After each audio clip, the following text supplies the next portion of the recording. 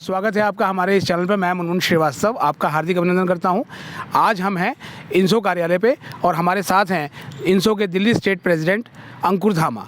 अंकुर धामा ने पिछले दिनों दिल्ली विश्वविद्यालय प्रशासन को चेतावनी दी थी कि वो 4th और 6th सेमेस्टर के विद्यार्थियों के लिए भी OBE एग्ज़ाम की व्यवस्था करें, लेकिन अभी तक कुछ भी घोषणा नहीं हुई है। हम जानते हैं अंकुर धामा कि अब आगे आप क्या करने जा रहे हैं। देखिए मुनमुन जी, हमारी और आपकी जो पिछली मुलाकात हुई थी उसके बाद हमने प्रशासन को एक मेमोरेंडम भी दिया था कि भाई छात्रों के लिए आप ऑफलाइन जो शिक्षा ऑफलाइन जो एजुकेशन एग्ज़ाम ले रहे हैं उसके बारे में सोचिए। ऑनलाइन जब आपने क्लासेस ली हैं तो ऑनलाइन ही आप एग्ज़ाम की कोशिश कीजिए। हम मेमोरेंडम देख के आए थे कि भाई OBE होना चाहिए स्टूडेंट्स के लिए, तो उन्होंने उस बारे में अब 4-5 दिन हो गए, अभी तक हमारे पास कोई जवाब नहीं आया। तो उसको देखते हुए हमने आने वाली 23 तारीख को मंगलवार को, आने वाली 22 तारीख को मंगलवार को हमने एक प्रोटेस्ट की घोषणा की है। उसके बाद अगर प्रशासन, दिल्ली विश्वविद्यालय का प्रशासन नहीं मानता तो हम आंदोलन भी करेंगे और सड़कों पर उतरेंगे। बस कोशिश ये रहेगी कि छात्रों को OBE का बेनिफिट मिले। तो ये प्रोटेस्ट कहाँ पे होगा? ये आर्ट फैकल्टी के गेट नंबर 4 पे होगा और 11:30 बजे 22 तारीख को छात्र बड़ी संख्या में आ रहे हैं। जिनको परेशानी हो रही है वो आएंगे और हम लड़ाई लड़ेंगे छात्रों के लिए। लेकिन ये ऑफलाइन परीक्षाओं से जो है वो बच्चों को दिक्कत क्या है? देख, क्या प्रॉब्लम नहीं है। देखो कितने स्टूडेंट्स के फ़ोन आ रहे हैं यहाँ से, मतलब नेशनल लेवल, आपको पता ही है कि दिल्ली विश्वविद्यालय में देश विदेश के छात्र पढ़ते हैं। ठीक है, इन्होंने यूनिवर्सिटीज़ खोल दी। खोलने के बाद क्या होता है कि भाई PGs में के रेट्स में क्या बूम आया है वो छोड़ दीजिए।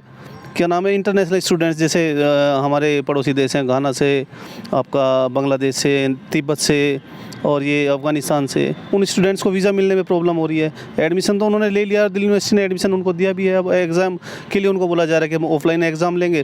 वीज़ा उनके पास है नहीं, वो एग्ज़ाम क्या देने आएंगे? वो तो फेल हो जाएंगे जब एग्ज़ाम नहीं देंगे। तो उस चीज़ के बारे में ये व्यवहारिक चीज़ें जो हैं कैंपस को सोचना चाहिए। आपके साथ ये कुछ स्टूडेंट्स भी हैं, ये इनकी क्या राय है? ये जैद हैं हमारे साथ जी। मेरा ये मानना है कि इसको वापस लेना चाहिए सरकार को। जब पढ़ाई ऑनलाइन कराया इन्होंने तो एग्ज़ाम ऑफलाइन क्यों करा रहे हैं? दूसरी चीज़ ये कि अभी PG का रेट बिल्कुल बढ़ा हुआ है। बच्चा आएगा तो उसको जब PG लेना होता है तो 1 महीना का ब्रोकरेज देना होता है, 1 महीने की सिक्योरिटी देनी होती है और 1 महीने का रेंट देना होता है। तो 30,000 रुपये उसको मिनिमम चाहिए होता है और सिर्फ 15 दिन के लिए उसको इतना अफोर्ड करना पड़ेगा या फिर बच्चा होटल में रहे।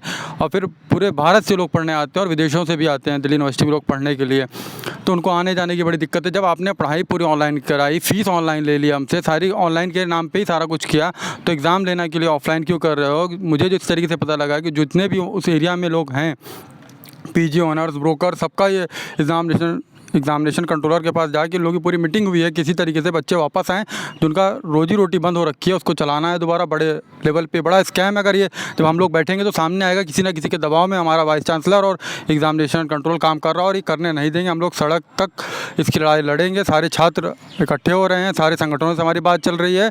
ये कोई पॉलिटिकल इशू नहीं है, स्टूडेंट का मुद्दा है। इसमें सारी संगठन मिल के लड़ाई लड़ेगा इसके लिए। और मुझे उम्मीद है कि 22 तारीख को जो आंदोलन होगा उससे रिज़ल्ट मिलेगा और बच्चों के हित में फैसला लिया जाएगा। दिल्ली यूनिवर्सिटी के वाइस चांसलर और एग्ज़ामिनेशनल कंट्रोलर छात्र के हित में ही कोई ना कोई फैसला उठाएंगे ज़रूर। नहीं लेंगे तो हंगर स्ट्राइक के लिए हम लोग तैयार हैं। हम निरीक्षण करेंगे, अनिश्चितकालीन धरना करेंगे। बिल्कुल।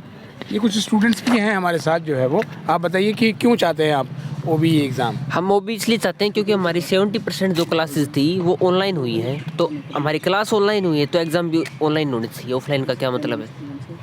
आप कहाँ से हैं? जी, मैं जम्मू कश्मीर से आता हूँ। जम्मू कश्मीर दूर दराज इलाके से। और DU में एक ऐसा चीज़ है कि 70% जो स्टूडेंट्स हैं वो आउट स्टेशन स्टूडेंट्स हैं। तो इतना DU ने 17 फरवरी से जो कैंपस रीओपनिंग का ऑर्डर निकाला था, तो शॉर्ट नोटिस दिया था स्टूडेंट्स को कि यही 7-8 दिन दिए थे कि आपको आना है दिल्ली। तो इस शॉर्ट नोट्स में आउट स्टेशन स्टूडेंट्स को दिल्ली आना बहुत ही मुश्किल है, बहुत ही कठिन है स्टूडेंट के लिए, क्योंकि सारे स्टूडेंट्स अभी दिल्ली में आए नहीं है और इतने शॉर्ट नोट्स में आना बहुत ही मुश्किल है। और जो मेन बात है वो ये है कि 80% सिलेबस उन्होंने ऑनलाइन में किया है कंप्लीट।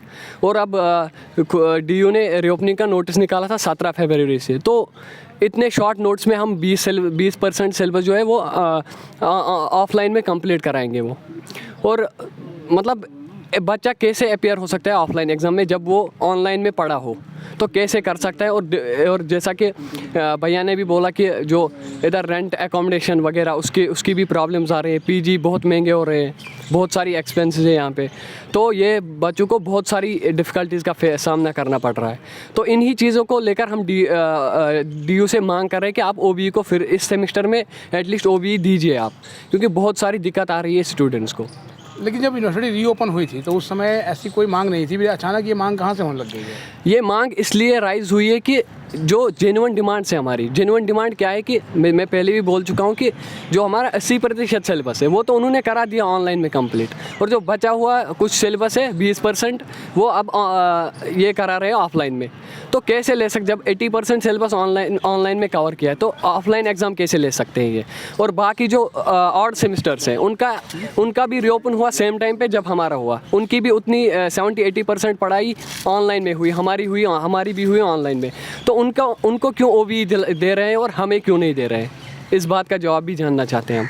और हमारा जो प्रोटेस्ट है वो 22 मार्च को है 11:30 बजे आर्ट्स फैकल्टी के गेट नंबर 4 पे। तो वहाँ पे हम धरना देंगे और VC को सुननी होगी हमारी बात, क्योंकि जेन्युइन डिमांड से हम हवा में बातें नहीं कर रहे, हमारी जेन्युइन डिमांड से, तो इनको सुनना चाहिए। काफ़ी स्टूडेंट्स की प्रॉब्लम है, हर एक स्टूडेंट की अपनी एक प्रॉब्लम है, तो सुनना चाहिए दिल्ली यूनिवर्सिटी को। तो देखा आपने ये जो इंसो के दिल्ली स्टेट प्रेसिडेंट को आपने सुना, और इनके साथ जो है वो कुछ जो बच्चे हैं जो DU के छात्र भी हैं, उनका ये कहना है कि उनकी जेन्युइन डिमांड है और इसको विश्वविद्यालय प्रशासन को मानना चाहिए। अब ये निर्णय तो विश्वविद्यालय प्रशासन को करना है। फिलहाल विश्वविद्यालय प्रशासन जो है वो मंगलवार को, चूँकि एकेडमिक काउंसिल की मीटिंग भी है, तो शायद इसी को देखते हुए इंसो ने ये प्रोटेस्ट रखा है। अगर आप हमारे चैनल पर नए हैं तो चैनल को सब्सक्राइब कर लें और इसको ज़्यादा से ज़्यादा शेयर करें। मिलते हैं एक और एपिसोड के साथ, तब तक के लिए नमस्कार।